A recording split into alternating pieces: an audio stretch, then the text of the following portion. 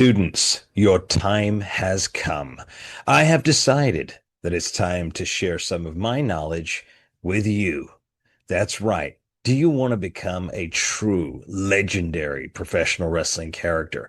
Do you want to learn how to project your voice, to enunciate, to come up with the greatest promos that you possibly could? Then you need to join me each and every week for just $50. I am hosting a masterclass on Zoom. That's right. You don't have to travel. You can do it from the comfort of your own home. I will teach you how to become the greatest character you can be. I will help you discover who you truly are. I will help you with taglines, promos, etc., etc. Join me for just $50 a week in a masterclass of wrestling character development. There's a reason they call us the masters of wrestling. And there's a reason they call you the master students of the masterclass. Ladies and gentlemen, welcome back to another eventful, exciting, entertaining, energized episode of Masterclass Live. I am the Master Emir, joined by one of my co-stars this week on this very special edition. Ladies and gentlemen, former NXT Tag Team Champion, the Fixer himself, Mr. Martin Stone. And how are you doing today, sir? I'm doing absolutely swimmingly because, you know what? We hate to say we told you so, but we told you so. Okay. We told you so. The news has hit, Martin. The news has hit. Triple H is reveling in, guess what? The brand new Saudi Arabia WWE offices. It is public now. It is happening. I bet they can get those work visas through real quick now. Yep, indeed. Now they've got their base camp over there. It's kind of like, if you've got a business in Las Vegas, people open up businesses in Nevada because they escape taxes and all that business and stuff like that. So now they got their offices over there in Saudi Arabia. It's just going to make the whole transition of power that much easier and quicker, my man. Yep. So again, interesting tidbit. It was always easier for WWE to get work visas for foreign talent in England than it was here. Really? Oh, yeah. Yeah. Well, it's going to be easier for them to get to Saudi, right? Because Saudi wants to populate that entire area. They want the Americans. They want them to come over there to enjoy their new Pinocchio Adventureland, as it were, as I was calling it. The keys to the kingdom of the new Las Vegas is what that's going to be. Keys to the kingdom, indeed. Speaking of keys, we are going to be joined now by our other co-star, the man himself, ladies and gentlemen, former WWE Tag Team Champion, part of one of the greatest eras of WWE. Of course, he also appeared in AEW with those two imposter runway fashion models, those two punks that are evading me, that are afraid of us. Well, they're afraid of us, Martin, MXM. Ladies and gentlemen, please welcome the stylist himself, Rico Cosentino. Rico. Hello, boys. Mr. Stone. There you go. How are you doing, sir? Good. Yourself? Very, very good. Good. Rico, you are looking stylish. Look at those chops. Look at those burns, my man. Look at that. And the hair. Perfectly trimmed. Just the hair. Look, just... You know what you've done, Rico? You've combined the Adrian Street Rico with the stylist. The hair. No, he's just the stylist. There is no Adrian Street right now. Look at him. It's amazing. And I tell you what, and Rico, tell the viewers again, what age did you just turn? You're looking good at this age. What age are you, Rico? I'm 64 and a half. 64 and a half, and look how stylish he's looking right there, everybody. Right there. Man, Rico, you're looking good. Rico, Martin and I were just talking about the news has hit. Triple H has unveiled the new WWE offices in Saudi Arabia, my friend. I can't believe it. We talked about this the other day. Yeah. It's happened.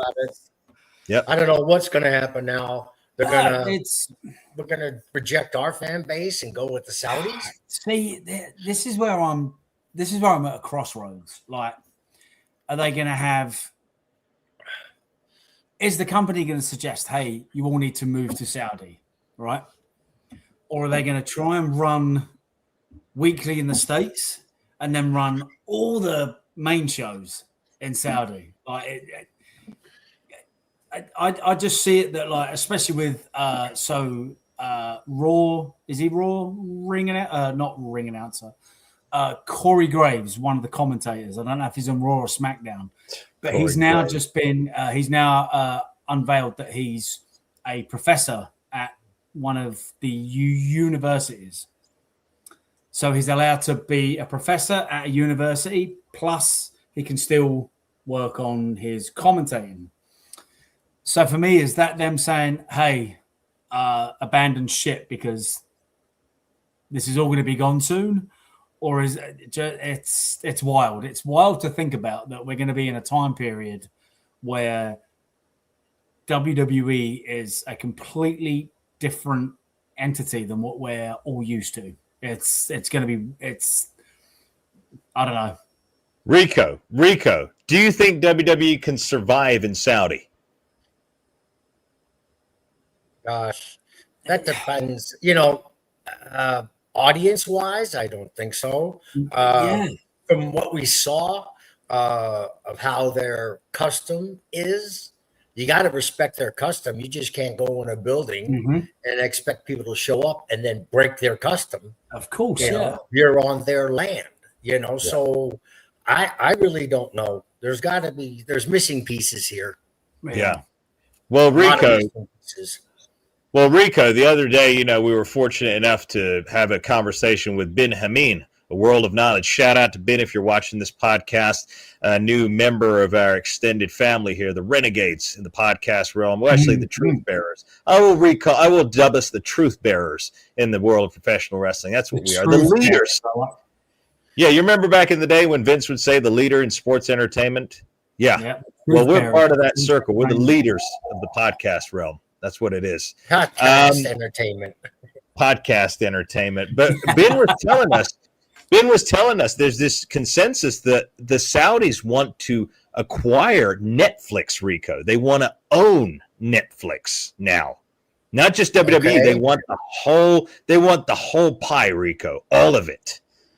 So the whole tamale, as we'd say down south. The whole tamale. Yeah. Maybe this is their back door to it. Because Netflix just purchased WWE, are they going to bite chunks out of Netflix and, get it to where they're the major shareholder and then push everybody out? Now you're getting into stock market stuff and corporate takeover, whether it's hostile or agreeable. That's not my realm. But gentlemen, short on knowledge on that. But gentlemen, what do you do in a situation like this? I mean, again, Saudi Arabia have money just basically bubbling up to the surface of their ground every day. It rains gold in Saudi Arabia. They have more wealth, more power than the United States. It's a fact, right? They have more. They've got those oil fields. They've got money galore. So can anybody up there? Because of what, Rico? Can anybody what? No, I said because of what, Rico? You said because of I was letting you continue because you froze a little bit. Yeah. Oh, well, because of their natural resources. Yeah. It's just not oil. It's other natural resources that they have that is a world commodity. And who they trade with and who they sell their product to. It's created more trillionaires, and some people just don't think, and or somebody speaking into somebody's ear, me now, I'm not a conspiracy theorist or anything like that, but why do you have so much interest in an American company that was built here in America? What are you trying to do? That's me looking at the worst. Now, I always, just from my ADD, I always think the worst thing first, and then as the facts go backwards. Yeah. So my thing is, what is their goal? Why do they don't even have professional wrestling in Saudi without them. Right. So Ben brought up schools. Okay. Ben brought up a fantastic scenario, right? So if Saudi are trying to buy Netflix, they've branched out. They have wrestling, right? They have boxing. They're branching They out have into. UFC. They're No, not yet. Paramount. Well, technically, I mean, Paramount. they will have Paramount. UFC because obviously it's TKO, right? So in a Right. roundabout way. So let's say they've got wrestling, they've got boxing. They're potentially going to have mixed martial arts. Netflix are at this point in time looking to acquire American football. All right. So now by buying Netflix that's trying to get live sports, you now have an entire brand and package that you can literally plop in the middle of a desert, just like Las Vegas. So now we're going to start to, as Ben was saying, we'll start to see Cirque du Soleil, Broadway, just casinos. Wait a minute, Martin. Did you say Cirque du Soleil? Through gritted teeth. Don't worry. Because, many of the stars in WWE and AEW are performers in Cirque du Soleil these days. So it's not a far stretch. NXT, we had to go down and train with guys that were from Cirque du Soleil. We had to go and do all the stuff on the trampolines. And I'm not going to say the coach's name, but I watched a coach knock himself out. Wow. Twice. What did you say, Martin? What did you say, Rico? Sorry, Rico. I said they already got the acrobats down. Now we just have to teach them to act. They can flip all over the place. I've been to Cirque du Soleil. But now, what are they going to have? What was that at WCW? They had 2 rings put next to each other, and wrestlers were fighting in 2 different rings. Yep. It's not fun. Oh, War games. Yeah, 2 rings is not fun. It's not fun. And you're splitting the audience attention. Yep. They're like watching a tennis match. Yep. Doing this. Yep. They could have one of their favorites in this ring, one of their favorites in that ring, and it's like a Mike Tyson fight. You turn your head for a second, and the guy's knocked out. Yeah. No, it's true. But I think the Saudi thing is that, to me, it's very disturbing because, well, number one, it proves to me that dear Uncle Paul, wasn't as passionate about professional wrestling as he's maintained he was. Because if he was, he'd maintain the integrity of what brought it here. He wouldn't just sell out. Martin, what do you say? To that point. So WWE have a working relationship with TNA. Total nonstop. Is it a case of let's sell what's going to make us the most amount of money, and now I can literally come in, kick out every single person I need to because we have a working relationship, and then he can play booker promoter again, just like he did in NXT. So what you're predicting, Martin, is Rico, I think, correct me if I'm wrong, he's saying that there could be a hostile takeover of TNA. Yeah. What do you reckon? What are your Ricos? Do you reckon that's a possibility, Rico? Well, depends how much they get paid. They can retire off $20 billion. But if they want to continue the wrestling business, then they, like WWFE, hostily took over WCW. And in a vicious, somebody could be going after TNA, AEW, maybe Tony Khan, because the ratings have been down. Yep. Maybe Tony Khan will cut his losses and just go, I can't do this. I tried it. I can't.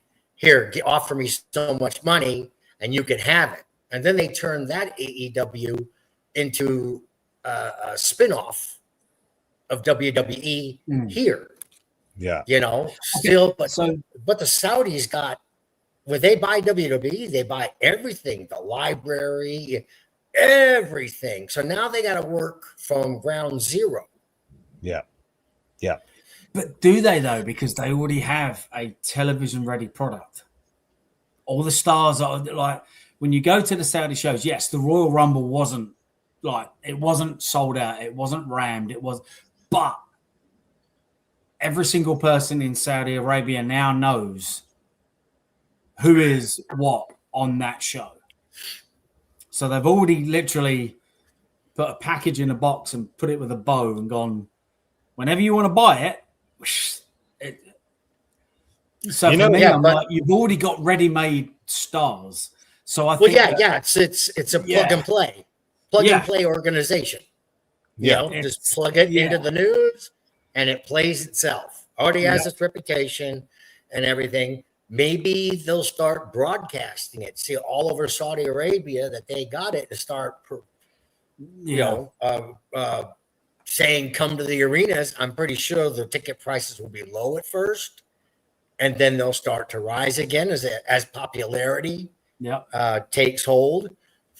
But that leaves still, what do we have in America? AEW, TNA. So this is my thinking. Again, you worked with Hunter on a in-ring level.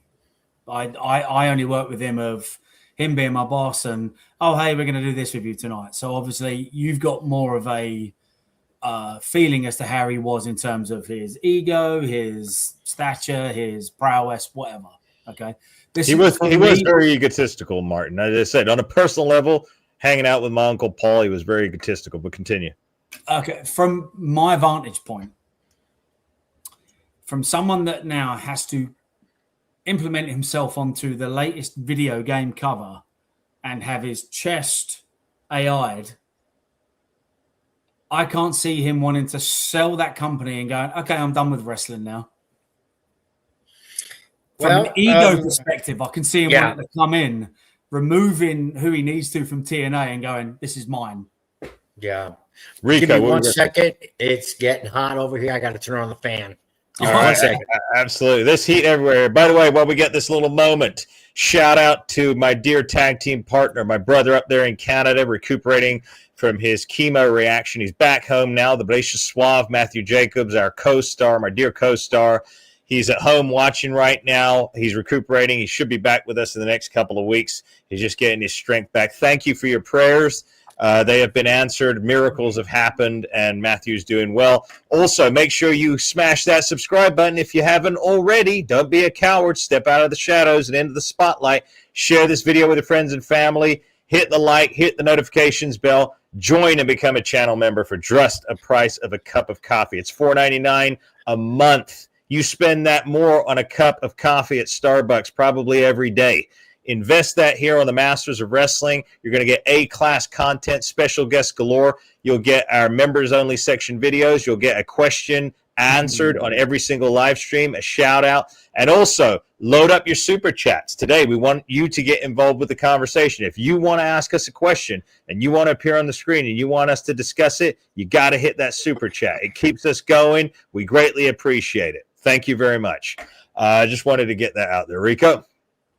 Oh, well, I was just putting my earphones back in when you were giving that great promo speech. And I thought I heard, all right, step out of the shower and hit that subscribe button.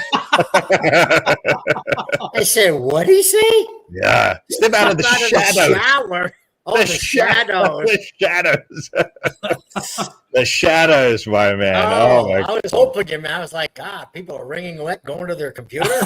Well, I tell you what, hopefully we don't have any wringing wet saps watching us here, because this is where the masters of wrestling congregate, right here on this channel.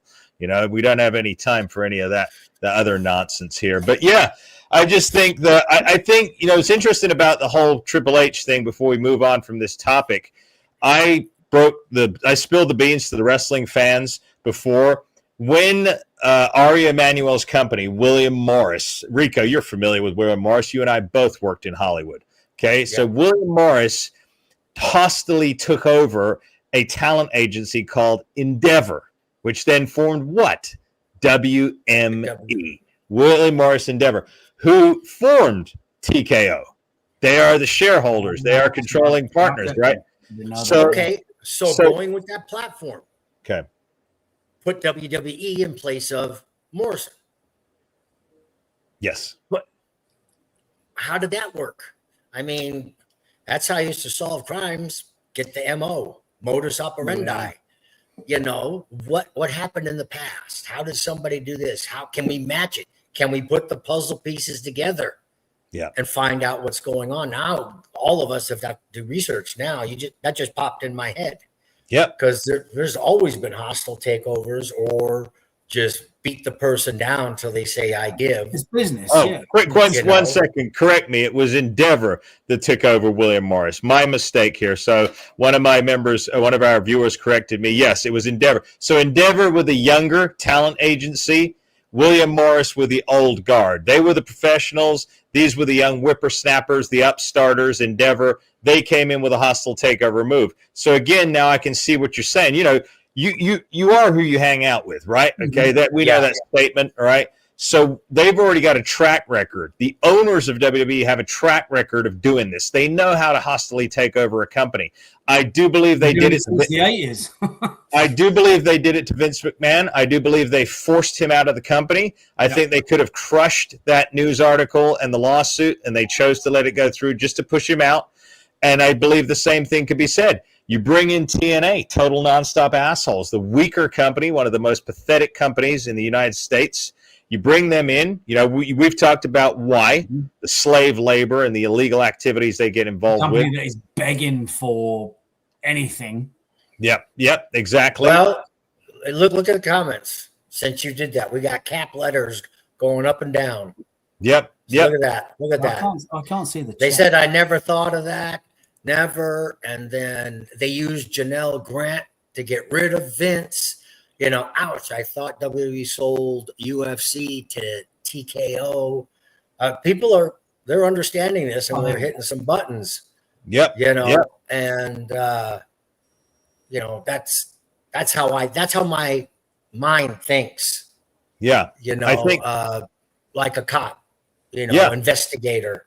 So there's a lot more to that meets this story than meets the eye. Like I said, if you look at the history of these talent agencies, ladies and gentlemen, I like to call them carpet baggers because they sweep in and they get a percentage of people who actually have talent. All right. So they used to be 10%. I think it's up to 15, 20 now.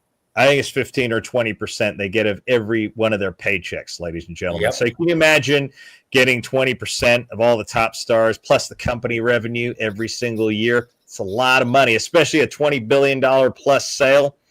It's a huge commission right there. It's like a real estate agent, except for a million times sleazier. But nonetheless, if you look at that, I think they forced Vince out. They let it happen. So he had to leave. They gained control over it. Then they've already been setting up this whole Saudi thing. They probably got the idea when Vince first went there years ago. With salute the troops or stuff like that. Remember when that was going on? Yeah. When they were going overseas to do wrestling shows, salute the troops. Yep. Now things are rolling in my head faster than I could spit them out my mouth. First, they got rid of Shane. Yeah. Well, Vince didn't allow Shane to take over. Remember that? Well, somebody speaking in his ear. Why wouldn't you let your son take over your company? True. You know, because Shane's a good guy. Yeah. Well, business-wise, personally, he didn't show me any love. I remember I was still doing dark matches, and I was practicing in the ring, you know, with Finley and stuff like that, and Malenko, you know, and then Shane was in there because he was going to wrestle that night. I don't know what brand, Raw, SmackDown. He was going to do the Shane O'Mac thing. Yeah. And he goes, Rico, come here. And I, of course, yes, Mr. McMahon. He goes, just want to tell you, you're going to be nothing but a flatbacker. You're never going to make it in this business. And I went, thank you, sir. Turned around, walked away. And then my work spoke for itself. But I'm just saying, I don't know where Triple H fits in this, you know, because he was originally dating China. Yep. Yep. Did you know that, Mr. Stone? What, Shane was originally dating China? No, Triple H. Oh, Triple H. Yeah. Triple H was dating China. And these are rumors. Okay, I didn't confirm any of it. But somebody was slipping somebody notes, either Stephanie to Triple H, which I believe is so after I give this next fact, or vice versa. But they took a liking to each other. And then as soon as Triple H committed, China was fired. Yep. So Stephanie got rid of her competition. Yeah, funnily enough, I was watching something, I think it was maybe a week ago, and it came up. This was towards the end of China's life, and she said, like, I went through his phone and I found voice messages and just awful, Yeah. awful that Okay. in her final, and again, this is coming from China. This is on YouTube. Yeah. But just to see that it's, I've been in that position when I've had someone do the dirty on me, so it's not a great feeling. So for her to, hear whatever voice message it may have been, I don't know. Obviously it wasn't played, but to find that's rough. We got a question here from one of our loyal members of the channel right here. This is somebody who supports the channel. This is somebody who stepped out of the shadows and into the spotlight right here. This is Matt Bannister. Bonsoir, Mathieu. Comment ça va? He's a Frenchman, this man. Oh, Rico. Yes, he's probably from Paris. Bonjour. I think he lives on the Champs-Élysées, at the top of above some of those very expensive stores, Rico. This man is not a cheapskate. This man is a very wealthy man. Anyway, I have a question for the stylist himself, Rico. If WWE approached you for a GM role on either Raw or SmackDown, would you take it? If so, what character would you like to bring to that role? Good question. Yeah, good question. The only way I would take that position if I was injured and could not perform anymore. That's the only reason why I'd take that role. And if I did take that role, depending on what they would tell me to do, I could still be the stylist and take that role. I couldn't be the Adrian Street character and take that role, but I'd have to go back from Adrian to the stylist and then continue with the sideburns and the flashy clothes, but I'd have suit and tie, and stuff like that. Oh, and leopard skin suit and tie would be amazing. Yeah. We got another question right here from another channel member. In fact, this is one of our contributors to the channel. This man gives us the JCW reviews, which we'll be going over a little bit later on in the show. This is from Maltz92. Muhammad, question for you, Rico, right here. Has Rico been watching JCW? Has he ever had any interaction with Vince Russo? Would he consider making an appearance in JCW? Rico, this is the hottest company in wrestling right now. This is sports entertainment personified, just so you know. Okay, put that back up because I'm going to answer them right in a row. We're going to put it right back up on the screen. Here we go. No, I haven't watched JCW. I don't get it in Arizona. Yes, I've had an interaction with Vince like this, spoke to Vince. He gave me a lot of respect as I did him back. He's got a brilliant mind. And making appearance, I'm only 64 and a half. That's it. I can still go. Yeah, you can still go. He's still got the sideburns to prove it, ladies and gentlemen. So, yeah, and I tell you what, fantastic. JCW, we're going to talk more about that in the next hour of this episode. Fans, you do not want to miss that. The hottest ticket in town. I put out a little short about it this week. If you have not yet seen JCW, we encourage you to go over there and watch it. You can find it on YouTube. Just type in JCW Lunacy. Catch up on what I believe is the last, probably only true sports entertainment professional wrestling company left in the mainstream right now. And they're accelerating. Rico, Vince Russo has increased that audience almost 600% in 10 or 11 weeks. That is what that man's mind has done for JCW. Fantastic. Like I said, he's got the mind. He does have the mind indeed. But I tell you what else he does have, switching gears, he has the bravado, and so do all the stars there, the talent, the people that work there. They have thick skin, unlike WWE. And in fact, one of their superstars in JCW recently came out and talked about what's her name again, Martin? I forget because she's forgettable. That female wrestler, Menendez, the one who shouted Roxanne Perez. Roxanne Perez, the little girl who got offended by a fan at ringside, told them to F off. Yes, remember that, Rico? Yeah. So again, people like that, Rico, they wouldn't last 5 seconds in JCW with their fans. These wrestlers are weaklings. They're people that are triggered easily. And like I've said before, time and time, students, these are people that didn't get attention when they were children. They should seek out therapy, and the last place it should be is on national or international TV. I rest my case on that one. Yeah, we talked about that. I mean, if you're going to be a heel, you're supposed to be booed. You're supposed to be not liked. Yeah. You know, like, and I said this on a recent podcast.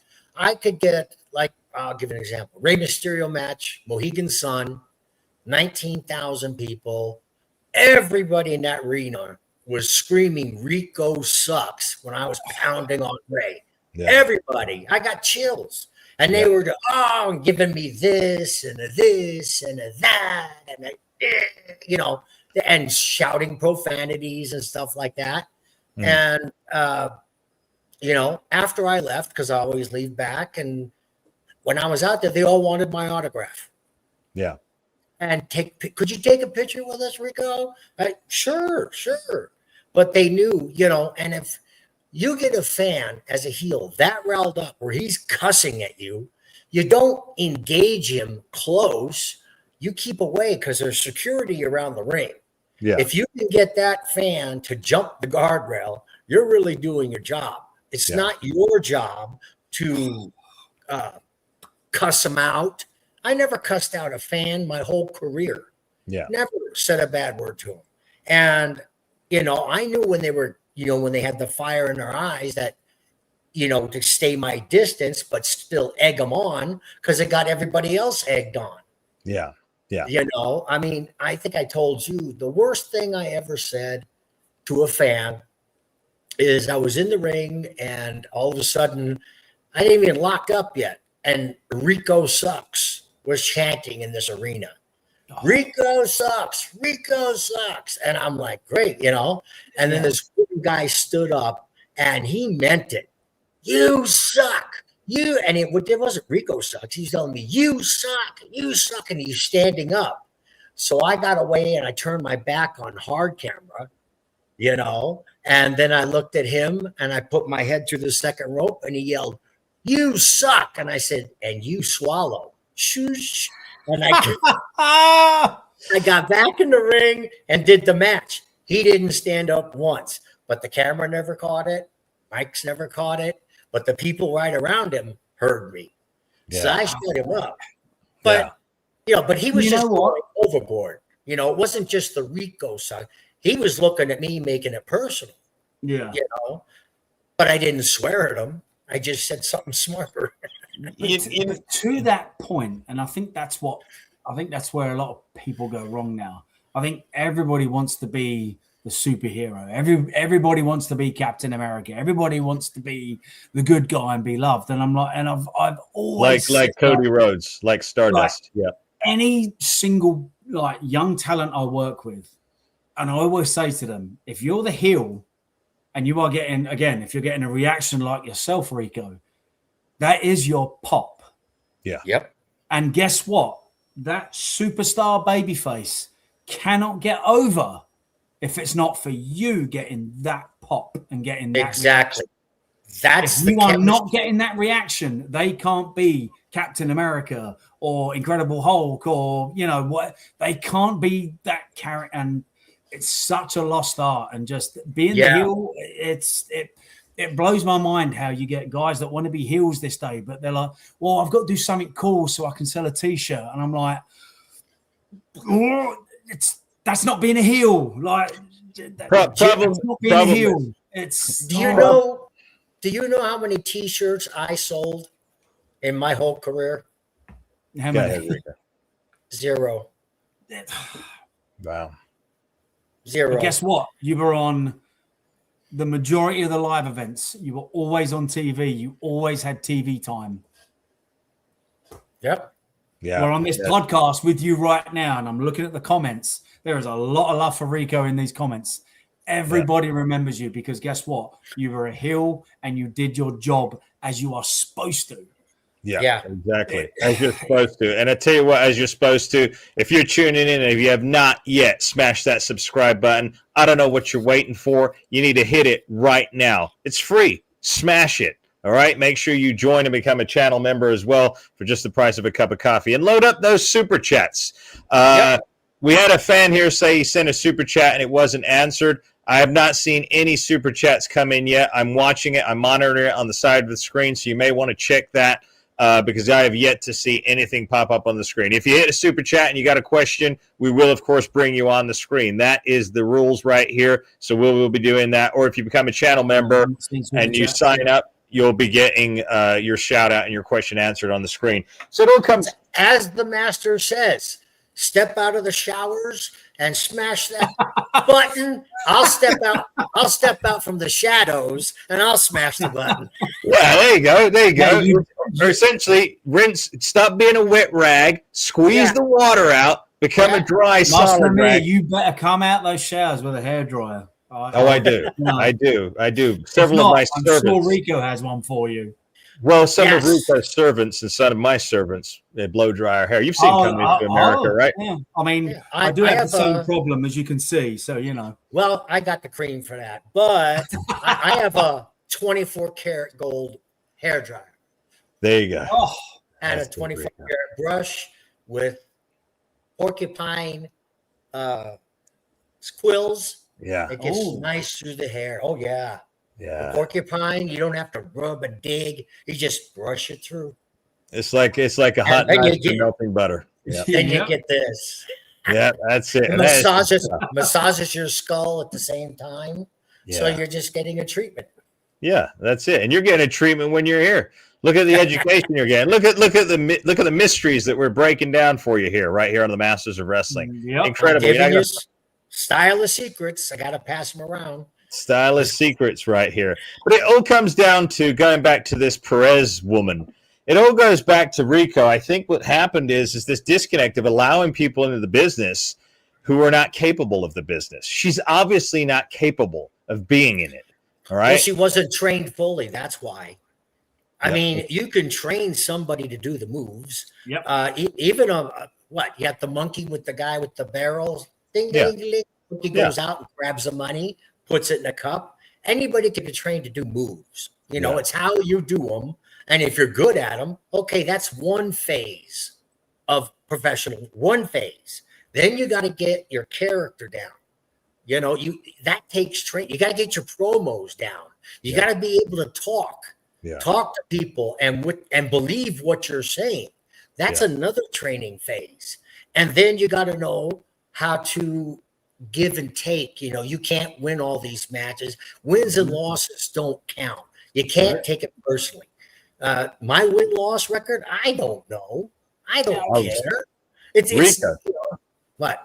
Rico, wins and losses and PWI Insider counts, what do you call them? Stats. They do count, actually, in WWE, apparently, these days. I know what you're going to say. Okay, so in WWE Unreal, which is, again, let's just expose the business as much as we might as well freaking put the final nail in its coffin. But this made me feel so nauseous when I heard this. Yeah, so they've got a board, and they're saying that some wrestler could never beat another wrestler because she's ranked lower on something equivalent to, you know, dickhead Dave Meltzer. Yeah? Okay, so something to his stupid 5-star nonsense. Same thing. And these are supposedly intelligent people in WWE who have now believed. They have fallen into the trap to believe that it's all real. And now they're booking it as if it's real. They are delusional, Rico. Delusional. I know. Okay. I was part of this, and so was another friend of mine in the business. Okay. Hurricane going against The Rock. Everybody thought Rock was going to kill him and crush him. But Rock put the Hurricane over during the match. Yep. Made him believable instead of just a cape superhero. And at the end, he let Hurricane go over. Yeah. Same thing happened to me after I did the wedding. I got to wrestle Ric Flair. And everybody in the audience, Flair's going to beat him. Flair's going. And then all of a sudden, I got my speech again. I remember that. 1, 2, 3. And Rick put me over. Yeah. You know, you got to do that in the business, you know. Now, American Gladiators was something different. That was shoot, and that was going for money and the championship. So that was no calling that in the ring. Yeah, exactly. Gosh, yeah. you know what? You know what? It would be a terrifying experience. You know, Uncle Paul has invited me on a number of times, numerous occasions, to go and hang out with him in the special, the boxes overlooking the stadium shows and whatnot. And I've always declined every single time. Not since I was a kid did I go over there. But at the same time, it's like, because it would be an embarrassment to be backstage with these people now, because like I said, who have bought into their own hype. They believe it's real, all of it. And they're conducting business as if it was a legit Olympic sport or a UFC event. You see this little jabroni in the chat right here, Rico? We're not even going to mention his name. Look at this. You see that, Martin? You see that little twerp right there? Trying to instigate at the bottom right there. Oh, Yeah. Keep it up, pal, you little jabroni.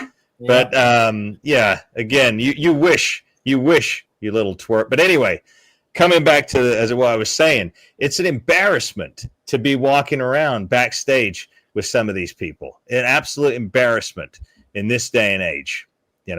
Terrible. And another thing, I'll bring it back up. I don't know if we discussed it live or not, but WWE is now charging veterans to get backstage when they used to work there. Yep. Veterans can help the younger people. I remember when I used to go back earlier, and I would talk to all the new people. They'd ask me what I did and how I did it and what was my, thought going into the ring, how to play the character and stuff like that.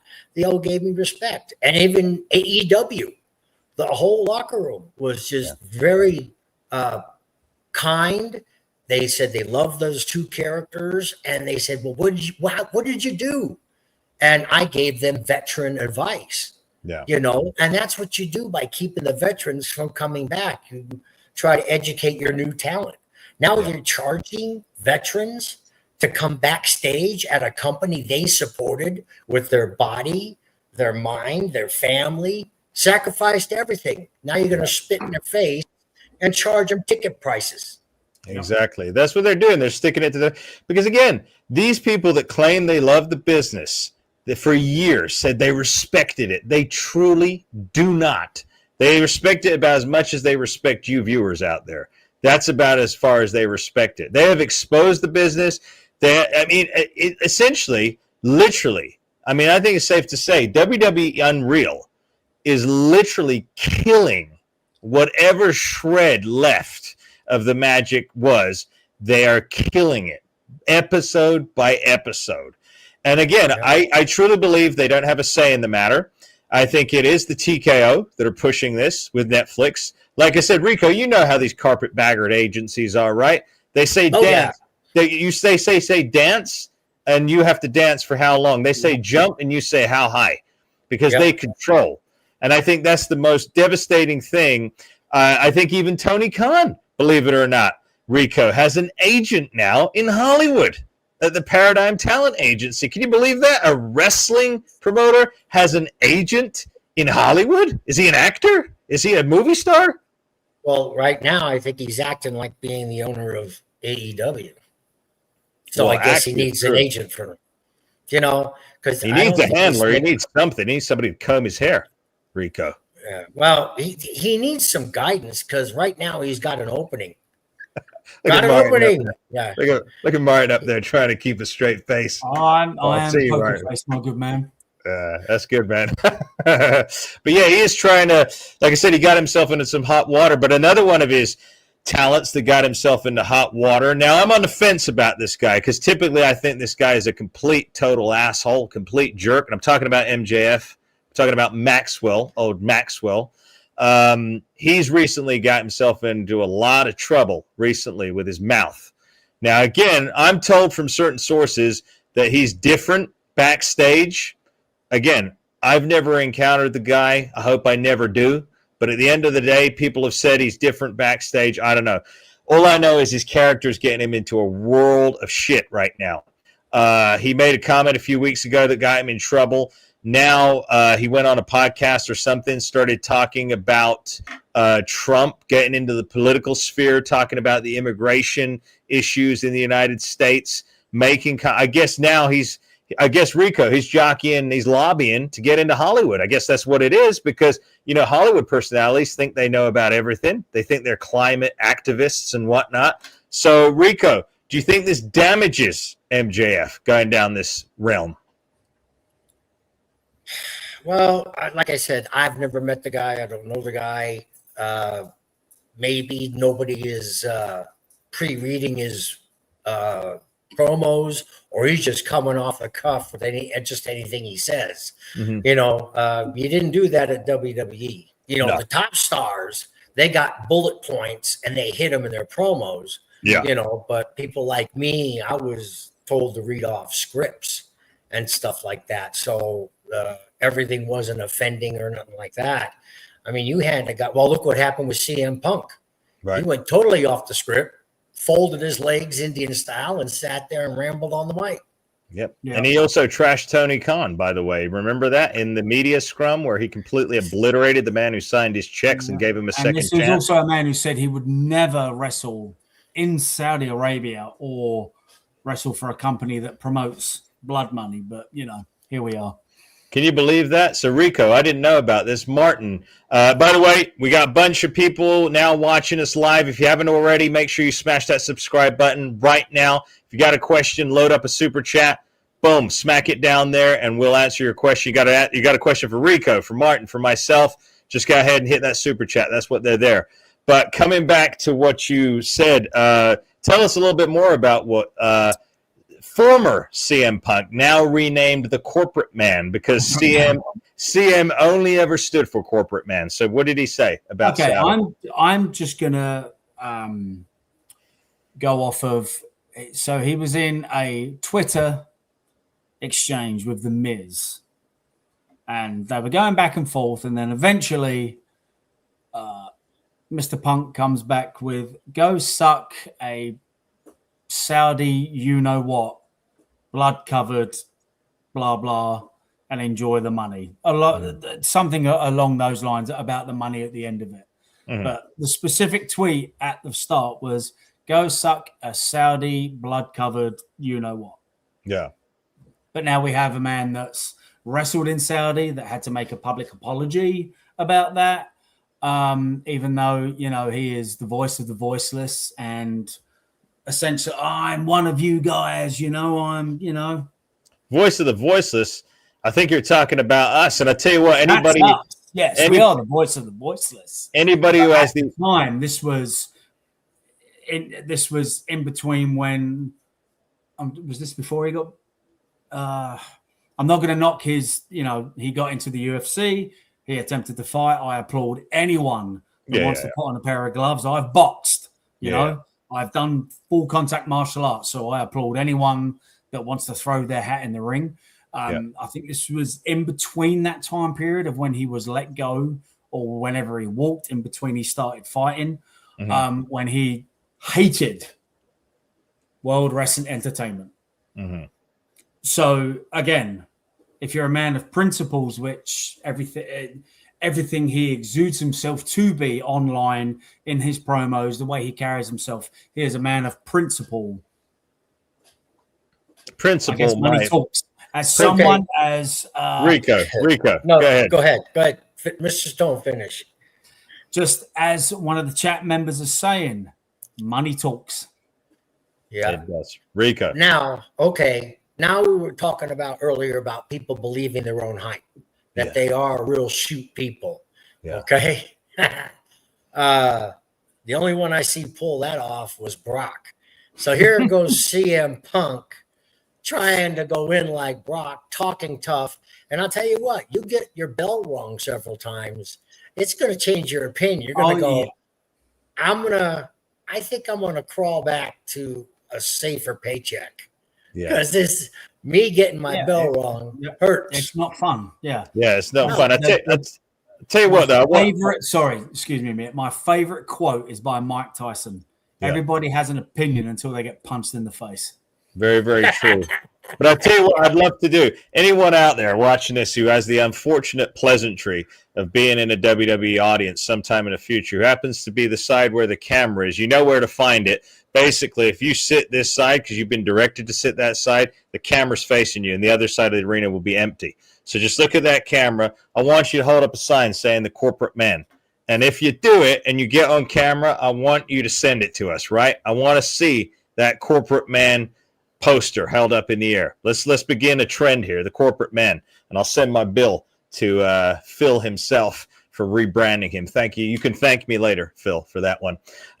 We got a super chat come in from Archie Lee. This is a great contribution of the show. This is one of our non-cheapskate fans right here for Archie Lee.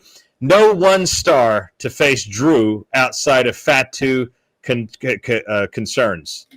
He's absolutely sure. I think you're talking about Jacob Fatu. Rico, have you had the pleasure of seeing Jacob Fatu? He's like a old school wrestler. Have you ever seen him yet? I think he came to one of the events. I think he was in Vegas. Okay, so you may have met him. They took a video because of me and 3 Minute Warning, Rikishi, and Jacob was with their family and stuff like that going through. And he says when he debuts, he wants me to be there. Wow. Well, I guess you're going to have to collect on that, Rika, because now Jacob Fatu is right up there at the top of the food chain. And obviously, as Archie's saying, pretty much WWE has 2 stars left, and that's Drew McIntyre and Jacob Fatu. Everybody else on that list, I think it's safe to say LA Knight's time has done. The night has set upon his career. He's over. He's finished. All right. The amount of setbacks he has had, the amount of times WWE has crushed him, it's all over. You may as well ring the final bell on that guy, and he's done. Stick a fork in him. He's out of the way. But coming back to MJF, so there was another incident, and we're talking about being professional and staying in character and really entertaining the crowds. So I guess there was an event that took place, and I guess there was a hotbed of political activists in a certain town that AEW was in, and they started a chant, vulgar chant, while MJF was in the ring, and it involved the immigration, the president of the United States, what's going on, and it threw MJF off. Threw him off to such a point. First of all, he didn't have a quick-witted comeback because he's constant reaching for low-hanging fruit. I guess he ran out of low-hanging fruit. But now he's come out in the media and said, oh, no, I never got distracted. I was a professional. But yeah, it's clearly obvious that he did, and it threw him off. Now, Martin, I'm going to throw this up to you before we go to Rico. Say someone did come out with some profane chants, something political, while you were in the middle of the ring cutting a promo. Do you think you'd break? Or do you think you'd carry on right through it? Are we talking live TV or are we talking a house show? This was a TV. This was TV taping. This was for a Dynamite. Okay, so TV taping. Okay, so for me personally, you also have to remember he is kind of restrained by TV. There's only so much you can say before it's okay. And the feet, there's only so much you can say. In that instance, if he just carried on his promo, then I would say that's the correct thing to do. Yeah. In this political climate, you can say one thing wrong, and that's it. Yeah. Like there's going to be not so much negative press for him, negative press for the company, and that's something you don't want. But do you think? But hold on a second, Martin. I got to chime in here. Let's keep the conversation. No, please. Okay, Enrico, I'm going to bring you in on this. Tony Khan, does he really give a shit? Okay, you've had people like Tony Storm, degenerate that she is, come out at media. Hold on, Martin. She's a degenerate. Come out in a media scrum next to her boss and telling her mom to go and F herself, talking profane things about other women, suggest sexual deviant that she is, all these things. So do you think Tony Khan would actually care, considering he's allowed these other people to get away with it?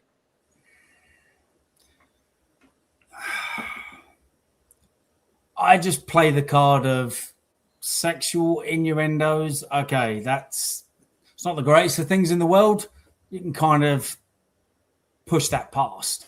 Political stuff in this climate, in today's climate.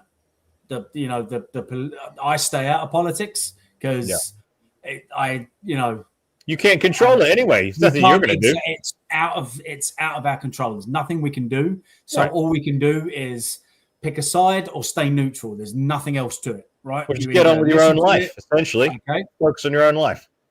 So for me, if he just carried on his promo as normal and just went past it, okay. Now you're just going to stay in character and you are going to stay the course. Right. If it's a house show and if it's really vulgar and if it's aimed specifically at the talent, that's a whole different ballgame because now you're being personal.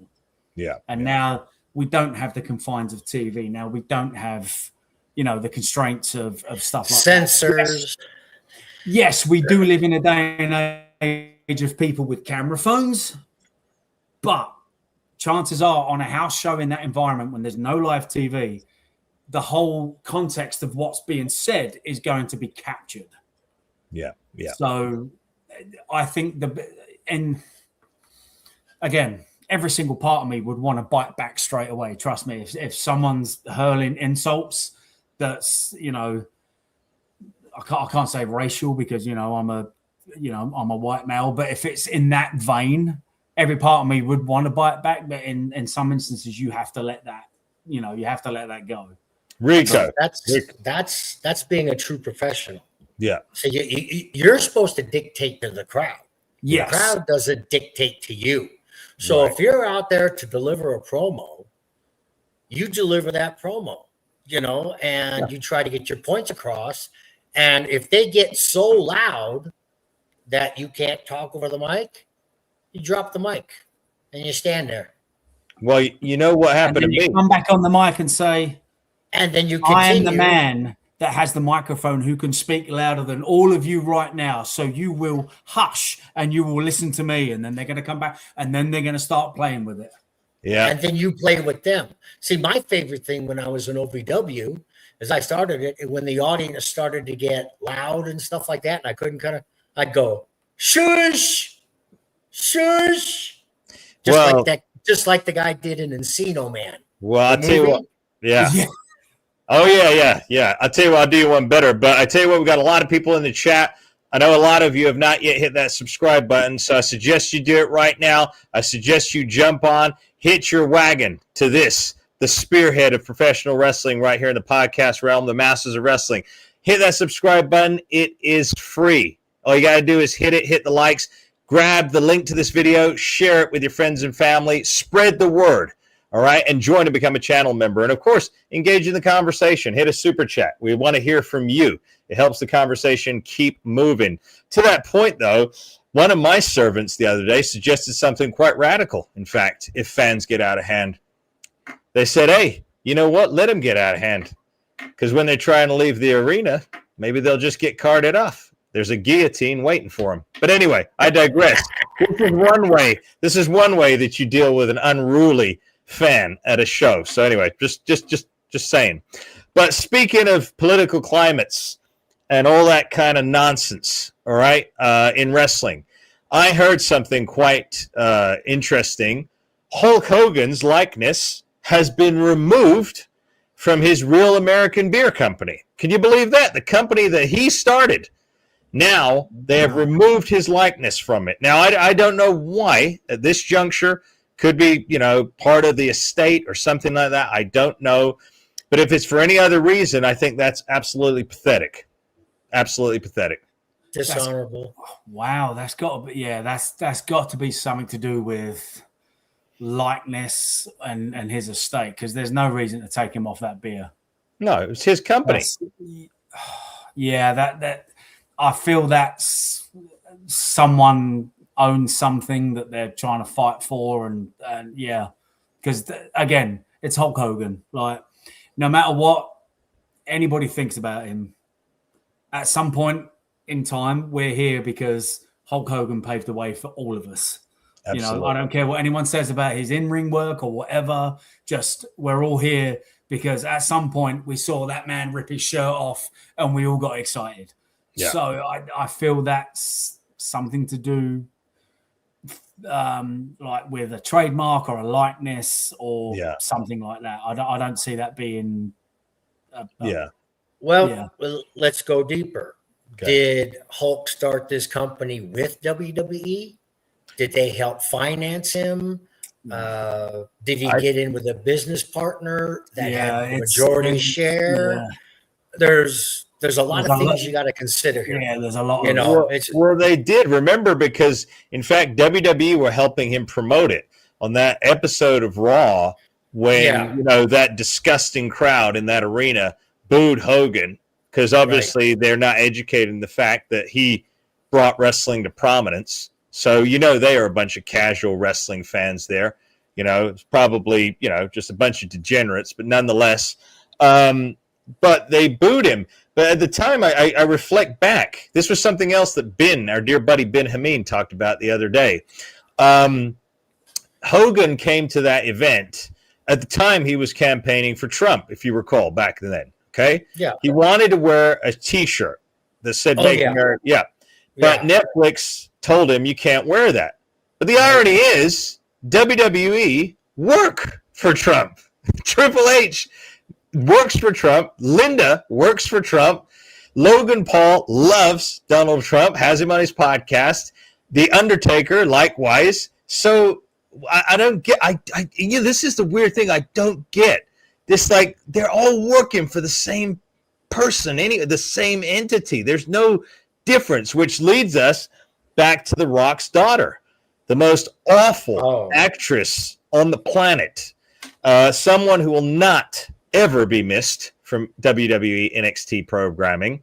In fact, Martin and I have a very special, Martin, don't we? A members only episode of all about Ava, because guess what, students? Martin was there when she first came into NXT, and he was there when she was training to be a wrestler. He was there, and he spoke with Ava's mom at length back in those days. So if you want to hear all about the truth regarding the Ava situation in WWE, not only are you going to have to subscribe, but you're going to have to join and become a channel member, because that video will never be made public. It's only for our members section only. Just price of a cup of coffee, and you'll get access to it and plenty more. But I see Red Fox in the comments. Good thing I'm a member. Want to give a shout out to Red Fox. He's my co-star on the Ultimate Truth podcast, the new podcast we're doing, all about the positives of the Ultimate Warrior. We got love it, Red Fox. That's awesome. Yeah, we got it. We got a bunch of stuff there. So where was I going here with Hulk Hogan and the whole branding of the beer thing there? Rico. Fix this colors bright. Colors bright? What about him? What's he been saying here? Read his comment. Oh, here you can get rid of him. You want to get rid of him? You want him off? Yep. Off. Okay. You don't say I've just seen that. Yeah. Okay. All right. Okay. Yeah. We can't go too far here, ladies and gentlemen. Hey, dude. Guess what? Here's my promo. Drop the mic. Yeah. That's it. I don't know. I'm looking at Larry 12398. I don't know whether to be offended or take that as a compliment. Martin Stone is the modern day version of Lord Alfred Hayes. I'd say that was a compliment, because Lord Alfred Hayes was very, very well spoken. I am certainly not well spoken. I tell you, I am proper free for footprints, as they would say. Yeah. Well, I don't know. You come across well spoken. You're a lot better spoken than a lot of these wrestlers in the current WWE product in AEW. I'll say that. Well, I appreciate that. Thank you so much. Yeah. Look at the other one. The other one says, Rico, are you hairy everywhere? Oh yeah, these are a couple of perverts. Rico, there is so much love for you in these comments, which is testament to that's testament to your in-ring performances. It's great to read. It really is. Well, I will say I have hair, but I am well manicured. Rico, you don't have to lower yourself to this degenerate level. I've already put him on timeout. Him and I guess he's got a friend here who's also another pervert, so they've been put on timeout. They're getting out of the chat right now, so don't worry. Sorry, Amir, can I stop you right there? Just reading one of the comments. Yeah. At T. Tris Weathersby, Hogan's estate is being sued by a branding company. Likely has more to do with it. There you go. Like I said, there we go. It's something that we are not aware of. Yeah. Because there are copyrights, laws, trademark laws, everything like that. And what goes on after a person passes is sad. People get vicious. They try to take. Nobody's thinking about giving. And so we have to let this Hogan's beer sit level for right now until we can gain the facts. It's easy to go point at WWE. It's easy to go, oh, that beer company sold out Hogan. So let's not do that here. Other people will do that. Fake news will do that. So let's just keep it even until all the facts in. And it looks like our viewers here have some facts, like that gentleman there. Yeah. So it had to be something like that because there's no reason to pull him off. Yeah. Yeah. No. And listen to me. First of all, I want to comment on some of these people here. Again, I'm not going to bring your comment up on the screen unless you do a super chat. Those are the rules here. Please do a super chat. The same over on the Cafe de Linea with my tag partner Rene Dupree over there. And this man is saying I'm too serious. First of all, we need some serious in the world. Do we both agree, Martin and Rico? We need some serious in the world. Too many jokes have landed us in the pitfall that wrestling is in right now. Right. 1,000%. Well, like we said, everybody can hide behind a comment, behind a computer, and say something. To say it to somebody's face is something different. You can identify yourself instead of at whatever you're at. If you really have that feeling, we're not telling you don't have those feelings, but have respect for the channel, the other viewers that are viewing this. They don't need to see stuff like that has sexual connotations. That's just no class. You're below the bar, not above the bar. Here at the Masters of Wrestling, we try to be above the bar. I mean, we could go off on tangents and sexual innuendos and double entendres. We can do all that too. We've been in the business. I've been in the acting world. I've been in police work. Believe me, I got a lot of crooked comebacks for when I'm being insulted. But here is a place we'd like to inform you and our viewers inform us. We're trading information, important information, true information. So don't let your personal feelings get involved in what we're doing. Like with color guy, you didn't need to say that. You could think it, just don't type it. We're not saying don't have freedom of speech. You have it, and don't call. Time and a place. I am master, and tell them, do it personally so nobody else gets offended. We don't know how many young adults are in here. It doesn't show your age here. But you got to have a standard. You have to have a bar, and that's what this show is a bar. And we do not go below that bar. So I know 99.9% of our viewers stay above bar, and they're interested in the conversation. They put their comments, and it makes us think some more.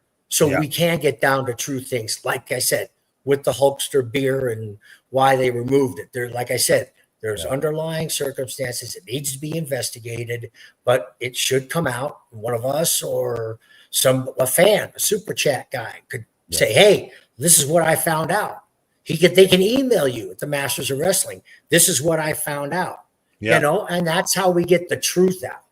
Well, we we got contributors. We got our dear channel member, Maltz Muhammad, who's given us the JCW review, which we're going to be going into in a little bit. Rico, you're going to love this because this is Vince Russo's new direction for JCW. It is a true leader in sports entertainment right now. I think WWE can no longer hold that distinction. I don't think they're sports entertainment anymore at all.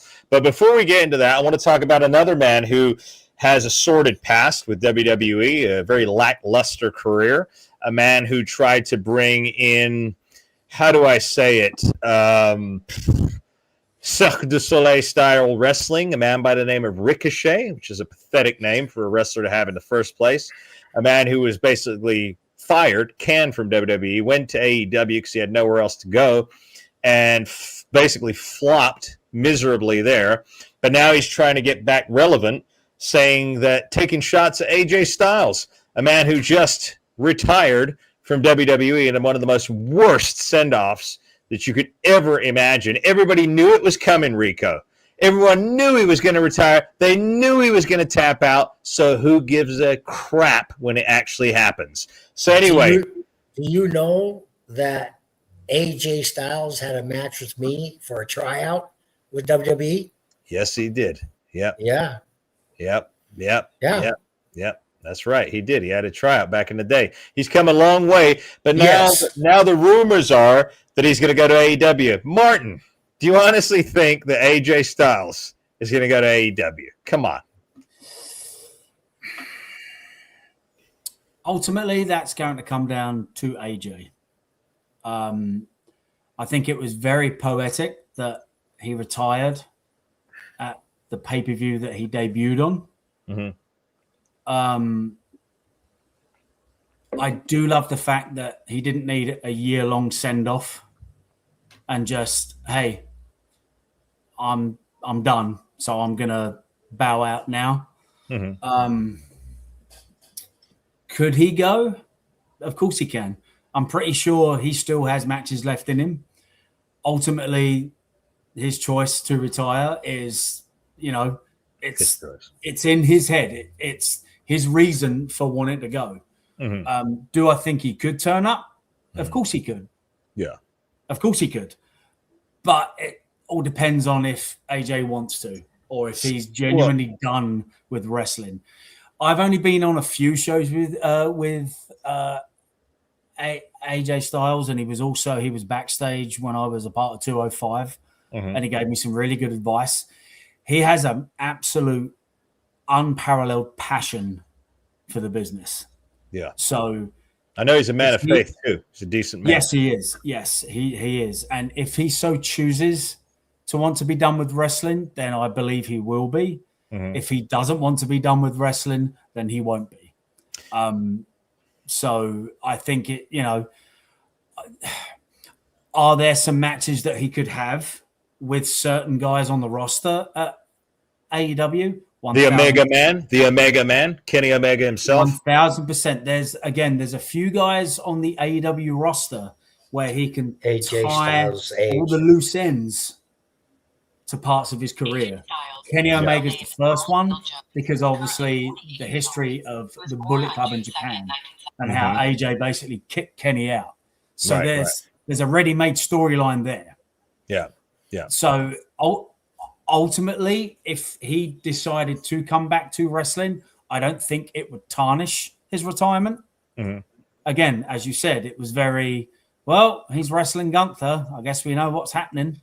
And Gunther's going down the tubes real fast. By the way, if you got a question, ladies and gentlemen, students, you must hit a super chat, and we will bring it up on the screen. Rico will address your question, or myself, or Martin. You got to hit a super chat. Them's are the rules here. We got a bunch of people new people watching now in the stream. So if you haven't already, smash that subscribe button right now. I don't know what you're waiting for. It's free.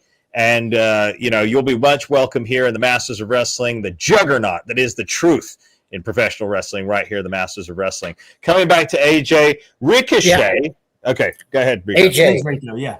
AJ's only 48. Yeah. I just looked it up. He's only 48 years old. I started at 40. Exactly. He's still got gas in the tank. Yeah, I'm sure he's 3/4 tank full. Finley made his SmackDown debut when he was 52. Who did? Finley. He was 51. 50. He made his debut at that age. So he's got plenty of gas left in the tank. You know what it is, honestly, guys. Oh, I heard Tony Khan came out with a statement yesterday as well. I got to tell you this. Every time I love hearing about old Tony with his little backpack and his little action figures in the ring. He loves to play with his little toys, and then his dad combs his hair. But nonetheless, let me get into it. I see you, Martin. Martin, why are you so straight-faced? I'm You're stoic. Okay, interesting. Well, anyway, Tony Khan came out and made a statement the other day saying, first of all, he wants Britt Baker back. So I guess she's one of the AEW originals. I think she had a pretty good storyline back there, back when they actually were trying to create characters and story. But he made an interesting statement after that. He said, if you'll notice, I'm hiring a lot of younger talent. Big friggin' mistake. Big mistake. Now, we just talked about AJ Styles, 48 years of age. The man can still go. People, look at Billy Gunn my gosh, look at the physique. Look at conditioning. I worked him 2-3 weeks ago, so yeah. Yeah, and also, first of all, I never fished. I never even entertained the idea of AEW. Some jabroni in the chat right there. But nonetheless, I wouldn't want to work in an organization where there are a bunch of children that play video games backstage. But what I'm saying is now he's looking to hire younger talent. This is a problem. We all know that these younger people don't get it. I happened to see a match the other day. In fact, Martin, I sent you a clip of an indie show that I found. I'm not going to name names or where it was, but I watched a guy, literally Rico. He took a knee to the face, knelt down for all of 2 seconds. The other guy runs away from him towards the ropes, and as soon as he starts running, he runs at him. So the knee made no impact, nothing to him whatsoever. The concept of selling has gone out the window with these little fools. Again, training. Yeah. It seems like they'll put them out as soon as they can do a correct arm drag, a body slam, hip toss, headlock, shoulder takedown, jump over. Once you got all the foundations done, they seem to put them out. You have to sell, because if a heel doesn't sell the face or vice versa, it makes no sense. It devalues the move. Yeah. And I made sure I sold for everybody. Punches become too much to punching in the corner. Not everybody can take that many punches straight to the face and walk out. So you got to bring your punches down, and Rico, illegal. It's a forearm. Rico, I've seen worse crap than that these days, my man. I've seen guys trading punches and then move to trading super kits. This is how pathetic. This is the young that Tony Khan is talking about. Immature video gamers taking their love for video games and putting it in a professional wrestling ring. These are meant to be adults, meant to be superhero characters larger than life. These are the types of dweebs that now he's ranting about. Go ahead, Martin. But let me stop you right there. So the new guys that are at wrestling school when they're training, because for whatever great reason they have, they want to be pro wrestlers. I'm not going to fault them on that. I know when I was coming up, I would watch TV wrestling. Yeah. And I would try to mirror my style on that. Okay. Because at the end of the day, I wanted to get to TV. And at the time, the only place to work was WWF. Yeah. That was the only place to work. So I tried to, I did my best to, okay, well, they're doing that and this is getting that reaction. I know I'm training and learning the basic moves, but this is kind of that direction I need to go in. Is the new generation at fault because what they're seeing on TV, they're doing? The new generation is at fault, Martin, because like Ben Hameen said, our new dear friend, generation useless. They are not going back in time. They're not studying material from the past. Many of these guys, Rico, I'm sad to say, probably don't even know who you are because that's how lazy they are. They don't go back in time. All they know is the last 5 years. And they think they understand wrestling when really all they're doing is Cirque du Soleil, gymnastics. In fact, I'd say, if I was running a wrestling school and I saw some of these little clowns come into my school, I'd say, hey, there's a gymnastics class down the street. Go down there. I don't want your money. All right. This is pro wrestling. This is not gymnastics. I'm creating role models, not friggin' flips and tricks. But anyway, I do get heated about this, gentlemen, because I think they are the reason a lot of these youngsters are the downfall for professional wrestling because they don't convey believability. I've said it before. When I was writing, I was developing a show years ago, right, for a UK-based TV production company. And one of the things they said to us at that time was, if you're developing a kids show, right, for 13 or 14-year-olds, no, it wasn't 13. We were doing a show for aimed at like 11 or 12. Then your characters need to be aged above them because your audience needs to look up. Why did we like James Bond back in the day? Sean Connery, Roger Moore, Pierce Brosnan. These were mature gentlemen. All right. They weren't whippersnappers. They weren't tweeners. They weren't young people that didn't look like they had any life experience, not one bit in them. So I think the same thing with wrestling. When wrestling was at its peak, you know, and we as kids were watching it, right? There were guys who legit looked like grown up men and conducted themselves like grown men, like you, Rico, right? We could tell that you'd already had life experience. We didn't even know how old you were. But we could tell it was in your eyes. It was in the way you talked. Billy Gunn, we saw that he had been through things in life. He was a grown man. And again, if you hire children who have zero friggin' life experience, the only experience they have is Call of Duty and video games, then you're going to get bullshit on your TV product. I'm going to end it right there. That's my rant done. Okay. I go with Martin on this. I got to go back a little bit because you did a good rant. Yeah. Watching tapes. I have done it since I watched, because I was the second season of American Gladiators. And when I got picked to be on the show, and before that, I was watching the first season, which was the pilot season. Yeah. And I watched Nitro, Laser, Gemini, and they had Malibu and Titan. But they got fired, and they brought in two new guys, Turbo and Thunder. So I watched what Nitro was good at, Gemini was good at, Laser was good at, and I figured, well, these two guys are new, so my newness and their newness is going to even off. Yeah. You know, but one guy was 280 pounds, Thunder. Turbo was 260. I was only 218.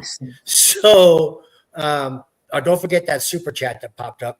I'm gonna do it. Yeah, I'm gonna do it. And also, we got some more people on the stream now. So again, if you haven't already, do your super chats, leave comments, hit that subscribe button. We want you here as part of the Masters of Wrestling family. Hitting that subscribe button is free. Also, join and become a channel member. Anyway, Rico, back to what you were saying. Yep.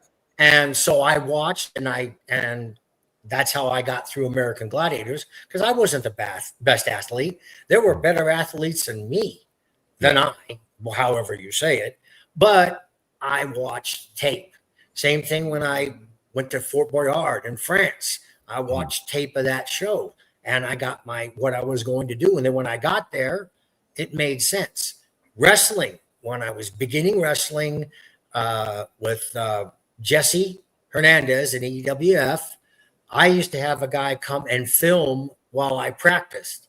Yep. And then I would go back and watch the film. Oh, I did this wrong. I did this right. Oh, this shouldn't go here. This should go there. And when I got to OVW, Danny Davis gave me access to the library, videotape. And when I wasn't doing anything, I would be watching matches that OVW people were doing. Yeah. And I was, putting things together, their character, not just moves. Right. Their character, their selling ability, their promo ability. I was just sucking it in like a sponge. Yep. Mm-hmm. And even my matches, the next week we got to see them, and I would sit in catering and watch everybody's match, but I'd watch mine and go, well, I could have done this. I could have done that. And I kept tweaking myself to get better. Yeah.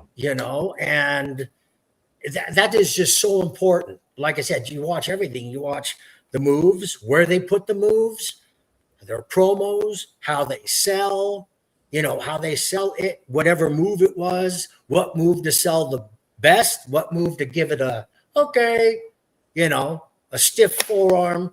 Just imagine if somebody in real life grabbed you by the hair and just forearmed you right alongside of your head. How would you feel? Right. Well, Yeah. you gotta project that in the ring so they think, oh my God. Yeah. It was like William Regal, that uppercut punch he used to do. But Rico, even beyond that, wrestle for your character. If you're the stylist, how's a stylist going to move? Martin, if you're you, how are you going to move? I'm me. How am I going to move? Am I going to do the same moves as a guy who's friggin' AJ Styles? Absolutely not. Am I going to wrestle at his speed? No.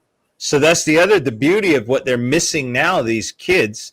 They're all a carbon copy of each other. Martin, we talked about this. Yeah. You got to be original. And like I said, that's what I thought of in the tanning bed.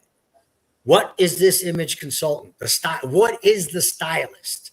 Can he defend himself? And then that's when my martial arts background came in to play. Yeah. Nobody else was doing all. I mean, the super kick, everyone, but nobody did the spinning heel kick, the step over donkey kick, the double kick, and the jumping itsuguri in the ring. Sadly, the super kick now has been over abused by the middle-aged bucks. So, it was starting to get overused the last year of my contract with WWE. Yeah, everybody started throwing them. Like I said, the only time we were told not to chop if Ric Flair was going to be in that segment. So let's get to that super chat. I don't know what it was. Yeah, we'll get to the super chat right here from Chris. He says right here, another one of our dear fans right here who use the super chats. Rico, I found a satellite feed video of a Raw November 11th, 2001, where a dark match you had with Sean Stasiak versus Orton, Ron Waterman. Any memories of that, Rico? Oh yeah. I remember that. And the goofy music they played when we came out. Howard Finkel was in the ring, I think. And before that match, it was Randy Orton and I against Brock and Waterman. And Randy and I went over on Brock and Waterman, which totally shocked the audience. Yeah. So I think I'm one of 21 people that have ever beaten Brock Lesnar. Yeah, look at that. That's pretty impressive, my man, because I don't know. I mean, this weekend. Go ahead. Randy gave him the drop kick where he flipped over. Brock took a spill over the top rope into the floor, and Waterman was down. So I told Randy go up to the corner, and I did from inside the ring. I jumped over and did a flying splash on Brock on the ground. That was a good one. Wow. Stasiak was my partner. I can't remember who went over, but it was. I liked working with Randy, and Ron, because we came up together. Mm-hmm. Stasiak was my partner. I never worked with him, so he was more veteran than any of us. But it was a good match. It got the crowd going. I didn't know the date. Thank you, Super Chatter, for making me feel a lot older. It was yesterday, man. The decades in the 2000s have never changed. Everything's the same. Hold on, I got to fix my dentures. Oh, come on. There we are. I'm going to get my walker. I got to go pee-pee. That's a good one, Rico. No, you don't, my man. You are in fantastic shape, my man, and you're just brimming with youth right now. Like I said, ladies and gentlemen, for those of you who don't know, Rico is 64 and a half. And that just goes to show you what hard work, exercise, living a healthy lifestyle does. You got to be healthy, ladies and gentlemen. We want the best for each and every one of you. I see somebody trying to ask comments here in the comments section. If you want to ask a question, if you want us to address it, you have to use a super chat. Them's are the rules of live streams. It's been going for a long time. We do it here. We do it on the Cafe de Rene. So that's just them rules. That's the fair play. Or you become a channel member. You hit that join button for just $4.99 a month, and then you'll get your question answered every single time on every single live stream podcast. I think we've covered quite a bit about the world whining entertainment and Tony Khan's playpen. So I think now we should go into our JCW review because, Rico, This is the only leader in sports entertainment left by the man himself, Vince Russo. It's going to succeed. Yeah, it's going to succeed. I know they're going to surpass TNA, and it's not much of a run, and it's kind of below Vince. But AEW, they're not going to have nothing on Vince Russo. I've talked to the guy. We think alike. He told me about my character. He knew all about me. Yeah, knew everything, and that was kind of a shocker. It humbled me. Like, wait a minute, you worked for the other company. I never got to work with you, And I told you before I was going to jump ship to WCW because WWE wasn't calling me up fast enough. Right. And I almost went, and I was talking to an insider. I'm sure was talking to people over there. And then a couple of weeks later, Shane McMahon appears in Florida, and they took over. Yeah. So, but with Vince Russo behind the wheel on this one, because he will take total control. He won't put up with the bull crap, and he likes his matches a certain way. He does tell a story. I think that JCW has got a prize in Vince Russo. Absolutely. Well, Rico, we're going to hear a little bit about what happened last week. One of our dear contributors, Muhammad, he's in the chat right now. Muhammad has been writing us reviews. This man is a professional writer by trade. Honestly, if there were wrestling magazines, if we had our Masters of Wrestling magazine out, by the way, that's a pitch to any multi-millionaire investor out there. If you want to come on board and invest in us, we want that magazine out. We will tell it the way that it truly is, and we will bring back in those lapsed wrestling fans. But nonetheless, Muhammad has that review for us. Martin has the pleasure of reading that out to us. So let's get in. What took place last week? Give us little breaks in between so we can deliberate. Okay, so I do apologize. I haven't actually seen this week's. I haven't seen this show yet, but he's broken it down great. So, JCW episode review, episode thesis. Fast, story-heavy episode that advanced the title picture and the mystery music ICP tease. Messy in spots, but always moving forward. The show opens with Russo and Vito in the ring. Russo holding the JCW title. We're in Denver, Russo's hometown, so the crowd is loud right away. Commentary mentions Cardona felt more comfortable elsewhere. I'll be honest, I've never been a Cardona guy, and he always felt like a weird fit in JCW.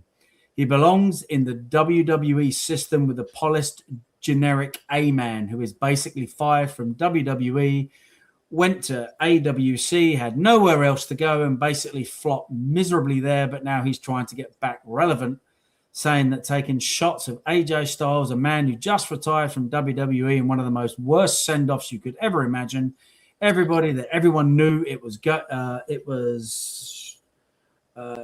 to flop. They knew he was going to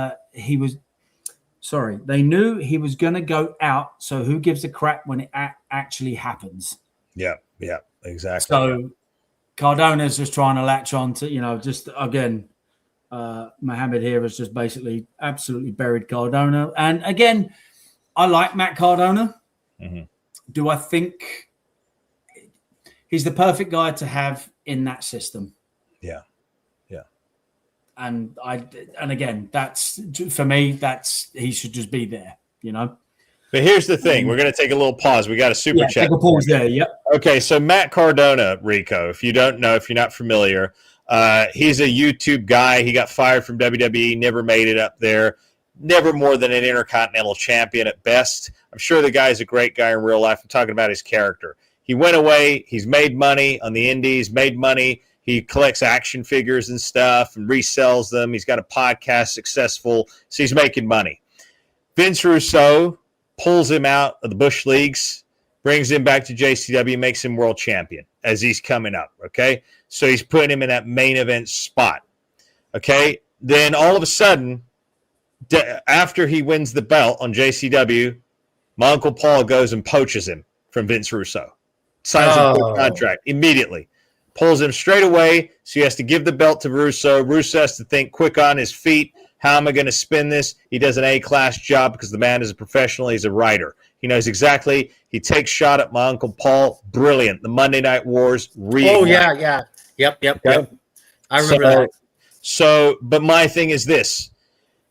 WWE have brought him back. They're going to saddle him in the same position he was in before, right? He's already got money. It's not like he needs any more. He goes back there. This could have been his shot. He could have become a real main eventer for the first time in his life. And, hey, he went to bed and jumped ship. But anyway, we got this super chat right here I want to bring up on the screen. Thank you for using the super chat. Well, I may be thanking you too soon because I want to hear what your question is first. What's the difference between JCW and GCW? They both do good things for shock value, and they did a show together too. Okay, well, I got my opinions about JCW, and I don't even think apples and oranges. You can't even compare that to JCW because one is in the Bush Leagues. The other one is a tremendous promotion with Vince Russo at the helm who's got storylines. But, Martin, what's the difference in your eyes? The great thing with GCW, I'm going to start with them. They were the first ones to do the blood sport approach to a wrestling show, which is when they took the ropes down and it was just, so they made it look like the Kumite from the old blood sport movie. So basically not pro wrestling, but continue, Mark. The Jean-Claude Van Damme, right? Yeah, so not wrestling. Continue. Okay, hang on. I thought that was a great experiment to run because from the first one that they did to the second one, the audience grew. And that, at the end of the day, as a promoter, that is what you want. You want to draw more fans in. I know they do. They have a lot of focus on death matches, but they also have a strong focus on straight wrestling matches. They're one of the largest independent companies because they run a lot of shows. And, there's a lot of people there that I know and that I've been acquaintances with that are working a really good schedule and they're getting out there. A lot of guys from GCW have been signed to AEW, which is testament to the fact that they're getting reps and they're getting better each time. So I can't really fault it from that. In terms of it being the same, question for you, ACW is way more storyline driven than GCW. Got a question for you, Martin. Okay. These JCW people have only been signed to AEW. Have they ever been to the big time, which is WWE, from JCW? No, again, because you got to remember it's only now. Sorry, not JCW, GCW. I want to correct that. What you have GCW. to remember now is it's only the last month or so where the door has opened up to finally, we need to actually look at wrestlers to be able to sign, not athletes that we had on a NIL program. Yeah. So that door for wrestlers to get picked up by WWE, that's been closed for about a year and a half. It's been closed. They've only been looking for, they have Hunter did his whole thing where it was the NIL program, which is basically all the athletes that didn't make it to the NFL or the NBA or hockey or basket or, whatever sport they were in college for. He opened up a program where it's like, we kind of like you, come try out. Okay, cool. Finish college. You can then come work for us and start training. Yeah. So it's only really been the last month or so that's been a thing that they're now looking for wrestlers again. Right. Funny that a wrestling company looking for wrestlers. I digress. So some of the guys that they have picked, I know for a fact with the guy, one of the guys that is scouting talent would have wanted to snap them up in a heartbeat. Mm-hmm. Because they're good and they are good, they haven't worked out who they are yet. But when it comes down to, okay, do we have guys that could potentially get to that point? 1,000%.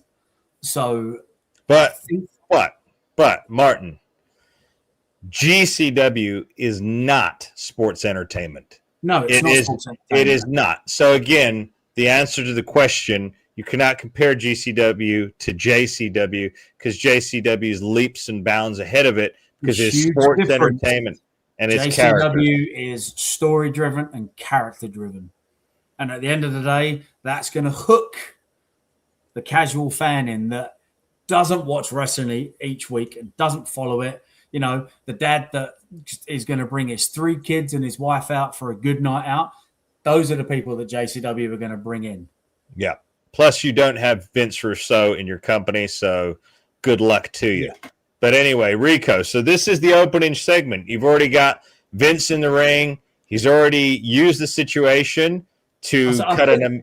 Sorry, just to cut you off. I think there was a few typos on that. He actually gets into the main crux of it in the next thing, so it'll make more sense. Okay. Okay, so Russo kicks off with major announcements. He says the title is vacated because Cardona jumped ship. Then Russo goes full scorched earth.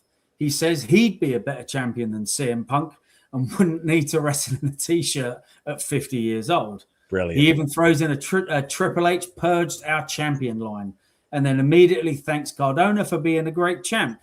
Total Bash at the Beach 2000 vibes, like a worked shoot inside a shoot. Rico, now you're watching this at home. Now a wrestling show starts like that. What are you thinking, my man? I'm reliving the Raw WCW, Raw Nitro Wars. Yeah, yeah. And it feels good, doesn't it? It's creating intrigue. Like, what's next? Yeah. What's next? It's And Russo did it once. He'll do it again. He'll bypass. Yeah, he's going to do it. Okay, Martin, what is your next part here? Because Muhammad tried again, to this is this. Okay, I'm just going to read this one real quick because this is still on the on that opening segment. The crowd interaction is fantastic. Russo hitting them with "You kiss your mothers with that mouth" never gets old. He makes an executive decision. Next week, it's Storm versus Anderson to crown a new champion. He also recaps last week's chaos with Vampiro, Madman Pondo, and Moshpit Mike, and says Vamp and Pondo are both fired for their actions. So now he's bringing in the previous week to catch everyone up, which they don't do at all anymore. Yeah. He's doing a recap as well, Rico. Can you believe that? He's keeping you a part of the story. Yeah. Yep. So what else you got there, Martin? Okay. There's a segment with Jasmine St. Clair, which ties into Big Vito, and eventually Vito fires back with one of those wild old school insults, calling her a carnival hussy. And dropping a Holland tunnel line that, you can imagine the rest. They settle on a Sicilian street fight. Vito versus Congo Kong. Vito wants the match there and then. Russo shuts it down. And we keep teasing the mystery, music, graphics that keep hitting, clearly building toward ICP involvement. So that whole segment, there is multiple stories and there's mystery tie-ins. So there's like 3 storylines going on in one segment. Yeah. Boy, that's more storylines than WWE has in one show. In the entire year. Yeah. And AEW combined, actually, right? for that point. Okay. Continue, Mark. And again, so overall, great opening segment. It set up next week's title match, a new number 1 contender, tonight's main event, and advanced other angles without feeling cluttered. Sounds already like something I want to watch. That's pro wrestling. Sounds like pro wrestling, Rico. So again, this is how Vince Russo is opening the show each and every week. He's keeping you engaged. He's giving you the overall plot of the story. And again, I think that right there says everything right there about the difference between JCW and GCW, the difference between JCW and WWE. If you're a lapsed wrestling fan, and there are millions of them, Rico, I gave the stats. I've exposed the stats. Some 12, 13 million fans who used to tune in every week to see WCW and WWF on Monday nights have gone. They are no longer here. So where are they? And people argue and but the world's different now and it's streaming and no, that's just some BS excuse. If you're that good, you're going to find a place to watch it live every week like we used to. So no, that's a bogus lie. Do not believe that, students. That's just made up, basically horse shit, for the lack of a better word. Anyway, Martin, what else we got? Well, wait a second. Please. I got to go do my thing. You know what the time is. Oh yes. Absolutely. Got to turn cowboy. Yeah, that's awesome. So Yeah. Martin and I will continue the JCW review and continue to deliberate on that. Rico will be joining us hopefully again next week. Rico, hopefully we'll be getting some styling episodes in the can if everything goes well next week. So make sure you tune in for that. Make sure you smash that subscribe button, hit like, share with your friends and family. And Rico, we want to thank you for taking a little bit of your time for joining us this week. I love you, brother. God bless. From me and my water children, and to all the fans that were writing comments, thank you very much. I was looking at them as we were going, but as the master says, we can't answer unless you do super chat. I appreciate all the comments and love you all my heart. Thank you for remembering what I did and what I'm about to do. We don't know. We don't know. You don't know. So stay tuned. All right, I'm going to go take care of my horses, my dogs, and my chickens. So awesome. That's up awesome. to the Ponderosa. Yeah. God bless you, Rico. God bless Rico. Thank you so much. Signing off. All right. Awesome, Rico. We'll see you on the next one, brother. God bless. Take it easy. All right, students, if you're still there, if you're still watching, Martin and I are going to carry the rest of this broadcast here with the remainder of the JCW. What were the juiciest parts in JCW this week? Yeah, okay. So there, Martin? After the start of that, which obviously is a great segment by the sounds of it, you have Facade versus Ninja Mac because they're carrying on their best of three. Again, those two guys are fantastic, and I think that is a good match. That's a good match to have, like the fast-paced cruiserweight style stuff. That's a good match to have to break up, okay, now we've got story. Now we've got a fast-paced match so we can get everyone back up. It then goes to a backstage segment. Russo gets scolded by Haley J and tells Danny Mo to control her. Vito has a funny bit with the clowns, picks up on their slang, finds Italian wristbands, and then the mystery music hits again, and he loses it on the cameraman. So again, there's more storylines being layered and stuff like that. Yeah. We then get into PCO's debut, Pierre-Carl Ouellet. I'm a huge PCO fan. I was very, very privileged to be able to work him back in Germany in 2006 or 7. Okay. An absolute gentleman, and just, his career and his history and body of work speaks for itself. Did you meet his great-great-grandfather, the pirate Jean-Pierre Lafitte? No, I didn't. Unfortunately, not. No, because I missed walking the plank to the ship, so I didn't get a chance to see him. Okay, where are we? And then you've got a Mr. Anderson tune-up section. He just so Mr. Anderson comes out and says Storm is off filming a movie, but he's here and wants a match. This is very interesting. Mm-hmm. So he faces local talent, Hunter Gray. Anderson wins with a mic check, setting up the big match next week against Storm to crown a new champion. So again, this is a match just to further that Mr. Anderson is coming. Very interesting. The guy's name's Hunter. Yes, Hunter. Interesting. I'm going hunting later, actually. Yes, Crush, brah. I believe this is a Crush fan. Great performer. Why was Renee on the thumbnail? Well, Rene Dupree was meant to be joining us today, but he had an emergency situation that came up. It pulled him aside. He will be with us next week. So that's why, of course, I was busy this afternoon. I did not have chance to change the thumbnail, but it will be changed a little bit later on today. But yeah, so he will be joining us next week. And of course, I will be with him over on the Café de René tomorrow, in fact. So anyway, for that side. Excellent. All right. So we have the Mr. Anderson tune-up. Then we have the women's gauntlet match. And again, these matches are strategically placed in the show so that it's not just character, and then the crowd's going to be like, "Oh, So the way that reading this and then seeing how it's all putting in, the whole show is a roller coaster. And guess what? That's exactly what a wrestling match is supposed to be. We're supposed to take the crowd on a journey, on ups and downs and dips and dives. just because it's in the match doesn't mean the entire show can't be like that. You know, that's what wrote me in. You know, you'd have the highs and the lows and the oohs and the ahs. That's pro wrestling. You know, that is pro wrestling. Yeah. Okay, so we go from the women's gauntlet match, and then we get to the backstage segment again, further in the storyline. The Clowns are backstage and upset that their wallet has been stolen. So I'm assuming Big Vito may or may not have been a pickpocket. Who knows? Yeah. Now this is where I'm super intrigued, and I think this can only be a win for JCW. The Coach's Corner debut.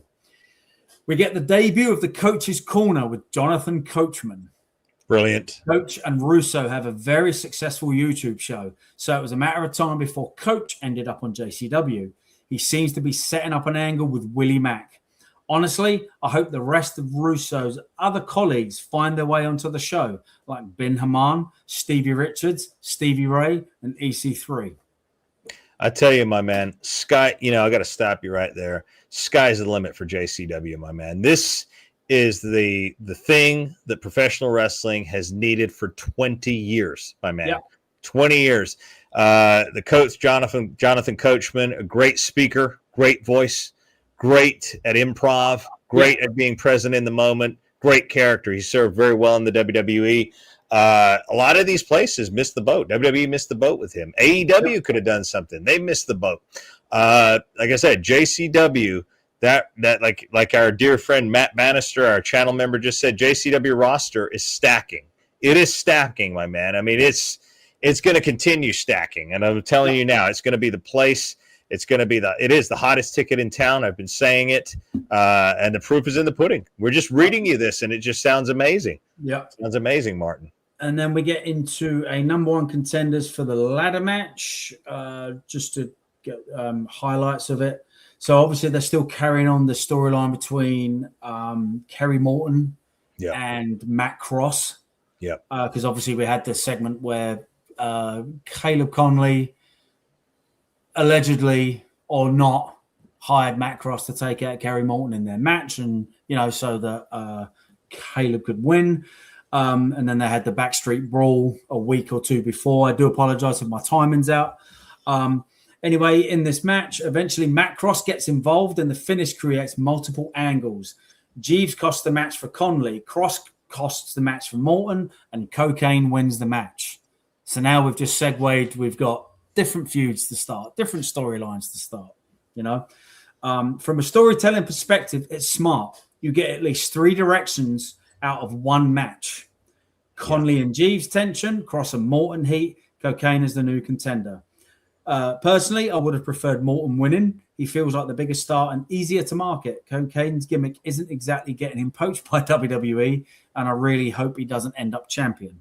I kind of agree with that. Cocaine is kind of pigeonholed in that's all he can do. I'm sure I've never met the guy.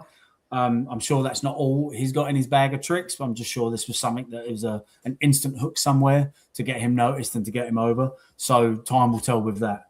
And then there's a few bits before the main event. Vito takes out one of the clowns in the back. You've got Kerry Morton looking for Matt Cross, and Russo scolds someone and says, "You have till next week to deliver." So I'm assuming that is building on the backstage shot we saw of Russo screaming at someone behind a half closed door or ajar. So again, building layers, building storylines, building talent, creating intrigue. It's just again, I haven't seen this particular episode, but now I want to watch it because it's I'm reading this, and to take the wrestler out of me and be a wrestling fan, this is intriguing. Yeah, it's very intriguing. I did watch it, myself. Yeah, I do apologize. I haven't seen it yet. Okay, and then we've got and then after that, you got the main event, which is the Sicilian Street Fight, which is Big Vito versus Congo Kong. To get to the basic gist of it, so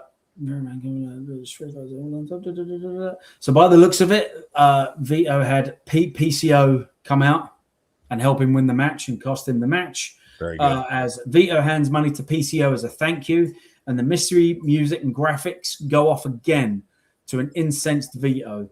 Dombrowski calls it chicken hunting. I guess it's an ICP staple, but I'm looking forward to finding out as the show goes off the air. So the show goes off the air with an introduction and there's still that mystery of who is that. Yeah, it's a cliffhanger. Guess what? If you want to find out, you got to come back next week. Yeah, exactly. You got to come back. I got to bring this up on the screen because we do have a great supporter. I see this supporter also on Instagram. I believe they're one of our followers on Instagram. I want to bring her up now. Again, they have not done a super chat, but this fan gives us a lot of good comments here. Got a good praise, so I got to bring up on the screen. Zilla, hi to my favorite wrestlers of all time, the Master Amir, and hi to Martin Stone. Thank you so much. We appreciate you. I've seen you in the Instagram. I've seen you in our feeds here. This is the appreciation. This is what we like to see. This is a true member. So this is a true member of the Masters of Wrestling. Of course, if you're, we'll keep you posted on any of our shows, the ones that Martin and I are going to do. So if you happen to be there, make sure you find your way over. We'll give you some free 8x10s, signed 8x10s. Memorabilia right there.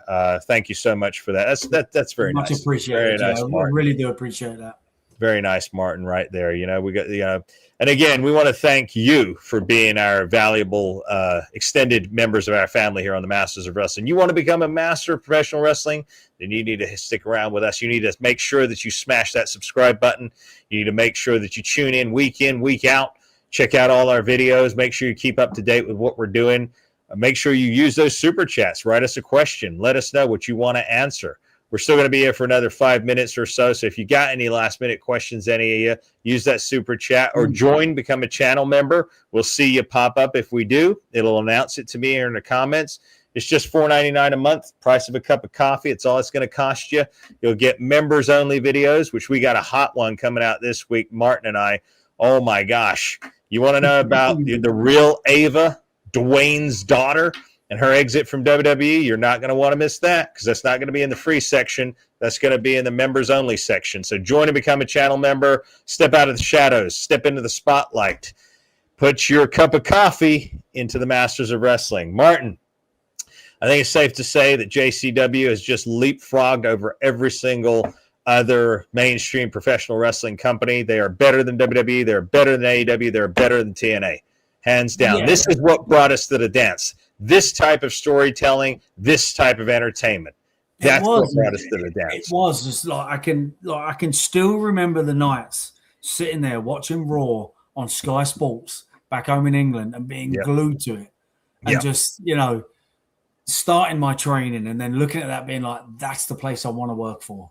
Just it's captivating. It's captivating TV. But Martin, wasn't it the same for all of us? And again, that was like one of the things that, when Uncle Paul invited me to come up there, I know you've been invited back to the Great White North. We both have by Uncle Paul.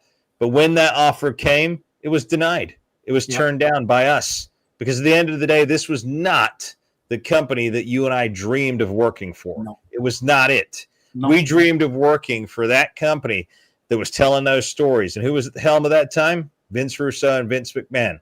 That's the company we dreamed of working for. And I concur. I was watching it along with you, my man. I was watching it along with you. Sky Sports, it was must-see TV on a Friday night. It was 10 p.m. for us, 10 p.m. on a Friday night. Even my mum was hooked to it. Yeah. Like she was like, oh, did you set the tape record up to tape it for me? Like even my mum was like hooked on it, Yeah. It was must-see TV. It is. It's not that just wrestling is not must-see TV anymore. It's not. And that's not a knock on any of the performers.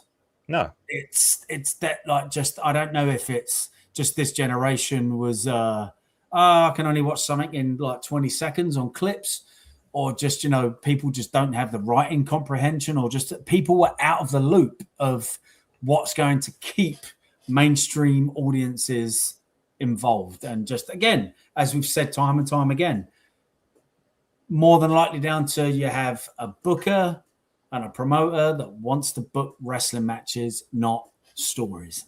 Exactly. And You that's know? the idiocy. Trust me, you and I have seen them all. We've seen a lot of promoters like that. We've seen a lot of people like that. They're absolutely clueless. They Yep. focus on the moves and the matches. They forget about the story. They forget about the promos. These people, in my mind, are illiterate professional wrestling personalities. They are illiterate. They have no clue, no concept, and that's why they remain at the bottom of the barrel and not at the top of the food chain.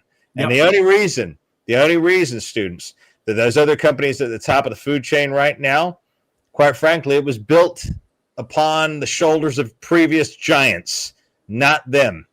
If they were building it right now without the likes of the past, like a Hulk Hogan or a Sting or a Macho Man, Andre Giant, Vince McMahon, all these legendary people, and they were building from ground up now, Martin, Nope. they wouldn't be going anywhere. Nope. And the only reason, with AEW, again, God bless him, is he has a lot of money, Tony Khan, and he's spreading the wealth, and that's what brought them to the dance. If they were building just on sheer ticket sales and whatnot, I'm telling you, my man, whole different story. Wouldn't even be in the ball game. Wouldn't be there. It takes storytelling talent. It takes TV producers. It takes a man at the helm that knows what he's doing. And like we said about JCW, Vince Russo is that man. Students, we want to thank you for joining us on this episode. If you haven't already, I don't know what you're waiting for. Step out of the shadows. Smash that damn subscribe button. Smash it. Well, it's not a damn subscribe button. Forgive me. Smash that subscribe button. I got a little bit heated break there. your keyboards, people. Yeah, don't break your keyboard. It's a blessing to have a button to be able to smash. But yeah, hit that subscribe button, hit that like, share with your friends and family, get the word out about Masters of Wrestling. And like I said, any of you find yourself in the unfortunate situation of being in a WWE audience, find the camera. You'll see it on the side of the arena where there's no seats. Seats are available everywhere. Stare in that camera, hold up that sign, say Corporate Man, CM Punk, new name, Corporate Man. And if you do it, and if it gets on camera, send it in to us, because I want to debut it, and I want to say who that was and give you a shout out right here on the air. Yep. Martin, we got a lot of good stuff coming up. You and I are going to record some pre-recorded segments this week. Yep. We're going to record our members only section that only members can see. I've been kind of timid thus far, but the gloves are off now, so become a member and you will get all the details. And remember, ladies and gentlemen, Martin was there. He worked with NXT WWE. He was there for what, 4 or 5 years, Martin? 2018 until 2022. So I heard a lot of backstage stuff. And again, this is just people talking. I never used to run my mouth. I never used to say much. I just used to sit and listen. And boy, have I got some doozies for everyone. The gloves are off, ladies and gentlemen. And of course, we've got the Ultimate Truth podcast spearheading stories about the Ultimate Warrior. We've got guests galore lined up for you. People that worked with the Ultimate Warrior, who knew the Ultimate Warrior, and who are telling a far different story than what has been painted about the man, Jim Hellwig, the Ultimate Warrior. The man was excellent at what he did, and we're going to highlight that in that series, and I'm having a lot of fun with it too, so make sure you go over and check out those episodes. You will not be disappointed. But from the fixer himself, Mr. Martin Stone, and from myself, the master, Emir, we want to thank you. I want to thank our Lord and Savior, Jesus Christ, Yeshua, for without him, I wouldn't even be doing this. Without him, none of this would be possible. So we want to give glory to him first and foremost. Nothing is greater than that. But until next week, everybody, have a good, safe week. We'll see you again live on Tuesday. God bless. Students, your time has come. I have decided that it's time to share some of my knowledge with you. That's right. Do you want to become a true, legendary professional wrestling character? Do you want to learn how to project your voice, to enunciate, to come up with the greatest promos that you possibly could?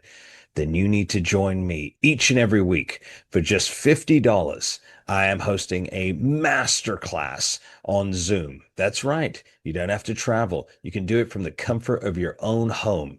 I will teach you how to become the greatest character you can be. I will help you discover who you truly are. I will help you with taglines, promos, etc., etc. Join me for just $50 a week in a masterclass of wrestling character development. There's a reason they call us the masters of wrestling.